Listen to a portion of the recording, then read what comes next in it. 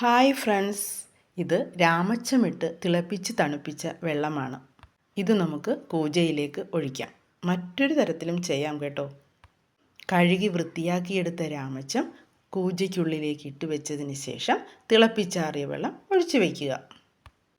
ഈ കൂജ എൻ്റെ ഹസ്ബൻഡിന് ഫാദർ ബെൻസീർ ഒരു യാത്രയ്ക്കിടയിൽ നൽകിയ സ്നേഹ സമ്മാനമാണ്. അദ്ദേഹം റിട്ടയർഡ് ആയതിനു ശേഷം ചേർത്തലയിലെ ഒരു സെമിനാരിയിൽ ഇപ്പോൾ താമസിക്കുകയാണ്. പണ്ട് വീടുകളിൽ രാജകീയ പ്രൗഢിയോടെ ഉണ്ടായിരുന്ന ഒന്നായിരുന്നു കൂജ. ഫ്രിഡ്ജിൻ്റെ വരവോടെ ഇതിൻ്റെ പ്രാധാന്യം തീരെ കുറഞ്ഞു.